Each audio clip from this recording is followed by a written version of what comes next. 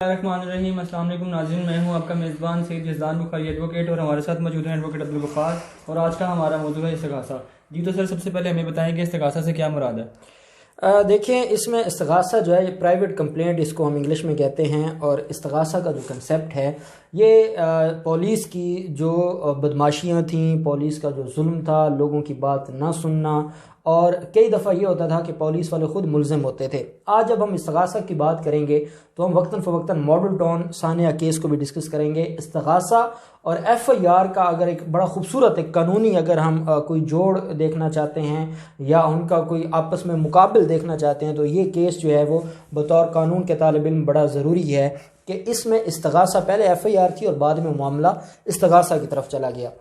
Private complaint section 200 है CRPC का, ये डील करता है इस्तिग़ासा को। इस्तिग़ासा से ये मुराद है कि आप पुलिस के पास गए हैं एक दरख्वास्त लेकर, और आप पुलिस को कहते हैं कि ये मुकदमा दर्ज किया जाए, और पुलिस आपकी बात नहीं सुनती। पुलिस ये कहती है कि आपका ये मुकदमा नहीं बनता, या बाज़ औक़ात आप जिसके खिलाफ मुकदमा दर्ज करवाने गए वो बहुत स्ट्रॉन्ग आदमी है, उसका बड़ा असर व रसूख है, वो उस इलाके का नाज़िम है, वो उस इलाके का जो है वो कोई बड़ा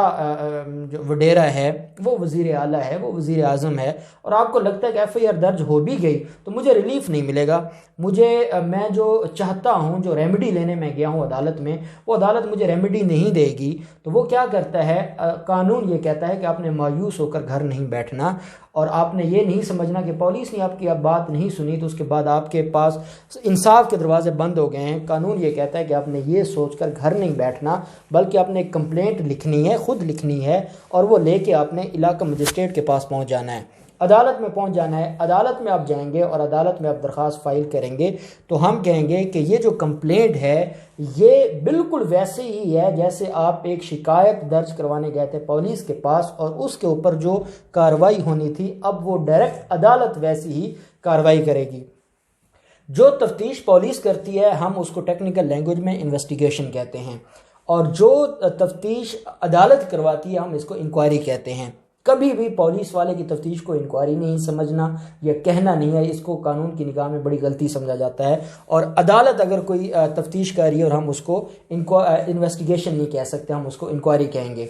अब वहाँ क्या था कि पुलिस उस मामले को इंक्वायर करती, पुलिस इन्वेस्टिगेट करती, उस मामले को देखती कि आया ये कोई ऑफेंस हुआ है या नहीं हुआ। इधर हम क्या है कि जब आप इस्तिग़ासा फाइल करते हैं तो फिर जो अदालत है वो इंक्वायर करती है मामले को। अदालत में सबसे पहला काम इस्तिग़ासा में ये होता है कि जिस दिन आपने वो इस्तिग़ासा फाइल किया है उसी दिन अदालत आपकी स्टेटमेंट रिकॉर्ड करेगी, और ये ऑन ओथ स्टेटमेंट होगी। आप हल्फन स्टेटमेंट अदालत में देंगे और आपके जो गवाहान होंगे वो भी अदालत में मौजूद होंगे। इस्तिग़ासा में ये होता है कि जैसे ही आपने कंप्लेंट फाइल की है, आपने अपनी स्टेटमेंट रिकॉर्ड करवाई है, आपके गवाहान ने स्टेटमेंट रिकॉर्ड की है, अदालत आपकी कंप्लेंट को,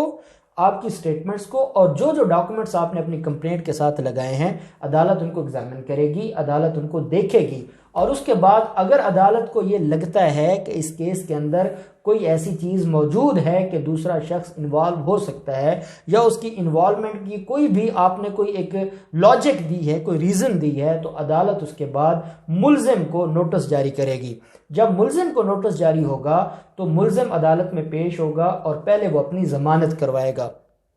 मुल्ज़िम अदालत में पेश होगा, वो अपने मुचलके जमा करवाएगा, और मुचलके जमा करवाने के बाद दोबारा चीफ एग्जामिनेशन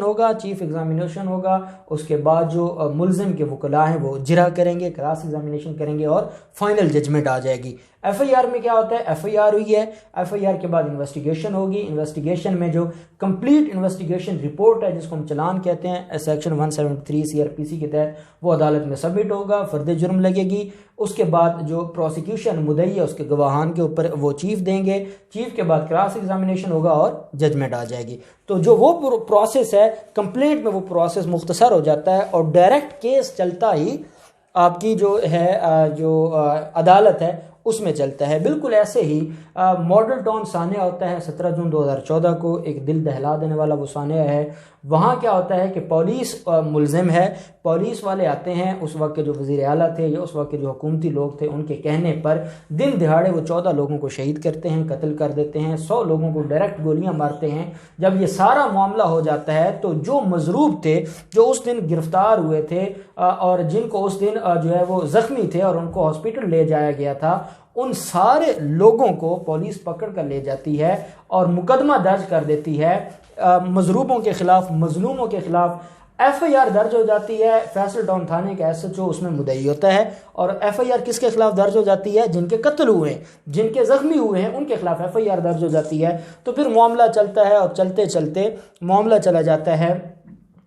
دوسری ایف آئی آر کی طرف۔ دوسری ایف آئی آر پھر جب رحیل شریف نے دھرنے ہوتے ہیں اور وہ انوالومنٹ ہوتی ہے، اور دوسری ایف آئی آر ہو جاتی ہے ادارہ منہاج القرآن کی مدعیت میں۔ اب دوسری ایف آئی آر میں کیا ہوتا ہے؟ دوسری ایف آئی آر میں پولیس والے اپنی اسی پنجاب پولیس کی، اس وقت کے جو وزیر اعلیٰ تھے شہباز شریف، اسی پنجاب پولیس کی ایک انویسٹیگیشن ٹیم بناتے ہیں، ایک جے آئی ٹی بناتے ہیں۔ وہ جے آئی ٹی بغیر مظلوموں کو سنے، اپنی مرضی کے گواہوں کو سن کے ان کے خلاف ایک رپورٹ تیار کر کے عدالت میں سبمٹ کروا دیتی ہے، اور اس کی بنیاد پہ کیس چلنے لگتا ہے۔ جب عوامی تحریک اور ادارہ منہاج القرآن کے لوگوں کو یہ پتہ چلا کہ جو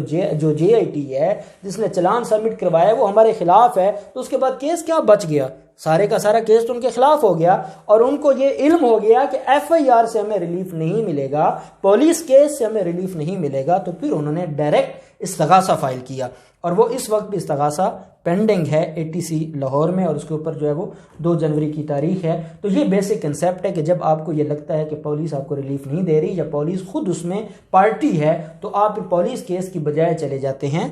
استغاثہ میں۔ جی تو سر اب ہمیں بتائیں کہ ایف آئی آر اور استغاثہ میں فرق کیا ہے؟ اب اس میں دیکھیں نا، فرق یہ ہے کہ ایف آئی آر وہ ہوتی ہے جو پولیس درج کرتی ہے اور جس کے اوپر پولیس انویسٹیگیشن کرتی ہے، جس کو ہم پولیس کیس بھی کہتے ہیں، اسٹیٹ کیس بھی کہتے ہیں۔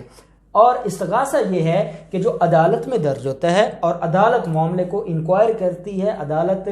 جو ہے وہ متعلقہ جو اتھارٹیز ہیں ان سے رپورٹ طلب کرتی ہے، اور عدالت سارا کچھ سننے کے بعد خود فیصلہ کرتی ہے کہ آیا یہ ٹھیک ہے یا غلط ہے، یہ سچا ہے یا یہ جھوٹا ہے۔ جو عدالت میں ڈائریکٹ معاملہ چلتا ہے تو ہم کہتے ہیں کہ یہ ہے استغاثہ۔ جو معاملہ چلتا ہے آپ کی پولیس کے سامنے، جس میں پولیس انویسٹیگیشن کرتی ہے، تو ہم اس کو کہتے ہیں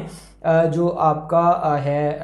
ایف آئی آر، وہ پولیس کیس ہے۔ جی تو سر قانون کی نگاہ میں زیادہ اہمیت کس کی ہے، ایف آئی آر کی کیا استغاثہ کی؟ ہاں، یہ بڑا اہم سوال ہے۔ اب اس میں ایک چیز آپ کو، اور اس میں بھی میں آپ کو ماڈل ٹاؤن کیس کی مثال دوں گا، جو قانون کی نگاہ میں استغاثہ ہے، جب ایک ایف آئی آر ایک سیم مقدمہ ہے، سیم وقوع ہے، اس کے اوپر پہلے ایف آئی آر درج ہو چکی ہے، اور آپ اس ایف آئی آر سے، میں آپ کو اس کی مثال دیتا ہوں، ہمارے کلائنٹ تھے، وہ پولیس کی کسٹڈی میں تھے اور ان کو قتل کر دیا گیا۔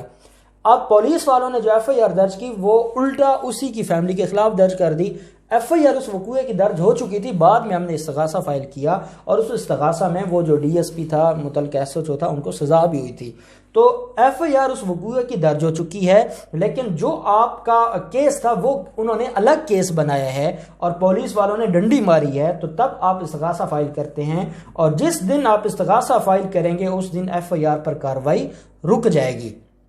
ایف آئی آر کی کارروائی روک دی جائے گی، اور استغاثہ کے اوپر کارروائی آگے جاری رہے گی، اور ہمیشہ پریویل استغاثہ کرتا ہے۔ جب استغاثہ کا جو فیصلہ ہوگا وہی ایف آئی آر کا فیصلہ ہوگا۔ یہ ہرگز نہیں ہے کہ استغاثہ میں کسی کو سزا دے دی گئی ہے اور پھر دوبارہ ایف آئی آر کے اوپر کارروائی شروع ہوگی، کیونکہ ایک وقوع میں 2 دفعہ پروسیکیوٹ نہیں کیا جا سکتا اور 2 دفعہ سزا نہیں سنائی جا سکتی۔ تو جب استغاثہ کا جو فیصلہ آئے گا وہ یہ کنسیڈر کیا جائے گا کہ وہی فیصلہ جو ہے وہ ایف آئی آر کا ہے، ایف آئی آر روک دی جاتی ہے، استغاثہ کے اوپر کارروائی شروع ہو جاتی ہے، اور پھر عدالت جب استغاثہ کو ڈیسائیڈ کرتی ہے تو جو فائنل ڈیسیجن آف استغاثہ ہوتا ہے، پرائیویٹ کمپلینٹ ہوتا ہے، اسی کو ہی ججمنٹ ڈکلیئر کیا جاتا ہے، اور اسی کی پھر آگے اپیل ہوتی ہے، اور اسی کے اوپر بھی آگے کارروائی۔ سر آخر میں ہمیں یہ بتائیے گا، جو استغاثہ میں ملزمان کی طلبی ہوتی ہے اس کو چیلنج کیا جا سکتا ہے؟ ہاں، یہ بڑی اہم بات ہے کہ جیسے ہی کمپلینٹ فائل ہوتی ہے، کمپلینٹ فائل ہونے کے بعد عدالت اگر یہ سمجھتی ہے کہ یہ جو لوگ تھے یہ اس میں انوالو تھے اور ان کو بطور ملزم طلب کیا جائے، تو جب ان کو نوٹس جاری کیا جاتا ہے اور ان کو یہ کہا جاتا ہے کہ آ کر عدالت میں پیش ہوں اور عدالت میں آ کے اپنے مچلکے جمع کروائیں، تو اس مچلکے جمع کروانے سے پہلے اگر تو آپ نے مچلکے عدالت میں جمع کروا دیے تو اس کے بعد تو آپ کا اختیار ختم ہو گیا، اس کے بعد تو آپ کو وہ فیس کرنا پڑے گا۔ اگر آپ کہتے ہیں کہ جو ایگنی آف ٹرائل ہے میں اس سے بچ جاؤں، میرا اس کیس سے کوئی تعلق نہیں ہے، میرا کوئی لینا دینا نہیں ہے، میرے خلاف ایک جھوٹا استغاثہ فائل ہوا ہے اور اس کی بنیاد پر اگر عدالت نے مجھے طلب کر لیا ہے، میں بطور ملزم پیش ہو جاؤں گا اور ہر تاریخ پر بطور ملزم میں ملزم کے کٹہرے میں کھڑا ہوں گا، تو یہ 4 سال چلے گا اور میں یہ اذیت سہتا رہوں گا۔ تو آپ کیا کریں گے؟ آپ کے پاس یہ اختیار ہے کہ جیسے ہی آپ کو نوٹس آیا ہے آپ اس ٹرائل کورٹ میں استغاثہ والی عدالت میں جا کر پیش ہونے سے پہلے ڈائریکٹ آپ اس کو چیلنج کر سکتے ہیں، آپ اس کی ریویژن فائل کر سکتے ہیں۔ اگر وہ مجسٹریٹ کے پاس استغاثہ تھا تو اس کی ریویژن جائے گی سیشن عدالت میں، اگر کوئی ایسا اوفینس ہے جو ڈائریکٹ ٹرائیبل بائی سیشن کورٹ ہے تو اس کی پھر ریویژن جائے گی ہائی کورٹ میں، اور آپ جا کے ہائی کورٹ کو بتائیں گے جناب جس دن یہ وقوع بنا رہا ہے میں اس دن یہاں موجود ہی نہیں تھا، یہ میرے خلاف جھوٹا وقوع ہے اور میں کب تک یہ ایگنی آف ٹرائل کو فیس کروں گا، برائے مہربانی مجھے اس مصیبت سے نکالا جائے۔ اور اگر عدالت اس سمننگ کو ختم کر دے اور عدالت نیچے آرڈر کرے کہ آپ سن لیں پارٹیوں کو، اور پارٹیوں کو سننے کے بعد اگر عدالت کو یہ لگے فیصلہ ہو تو پھر اس کو سزا دی جائے، فیصلہ نہ ہو تو اس کو سزا نہ دی جائے، تو پھر کیا ہوگا؟ جب اس کی آپ سمننگ کو چیلنج کریں گے تو ان کا جو صرف وکیل ہے ملزموں کا وہ عدالت میں پیش ہوا کرے گا، وہ جرا وغیرہ کرے گا جیسے سول دعویٰ ہوتا ہے، اور اس کے بعد یا بری ہو جائیں گے، سزا ہو جائے گی تو پھر وہ گرفتار ہو جائیں گے۔ تو وہ جو ہر تاریخ پر بطور ملزم پیش ہونا ہے اور ضمانت کروانا ہے وہ اس مصیبت سے نکل سکتا ہے۔ تو یہ اس جو سمننگ پروسیس ہے اس کو چیلنج کیا جا سکتا ہے ریویژن میں۔ جی تو ناظرین یہ تھا ہمارا آج کا موضوع، ہم کل نئے موضوع کے ساتھ حاضر ہوں گے۔ اللہ حافظ ناصر۔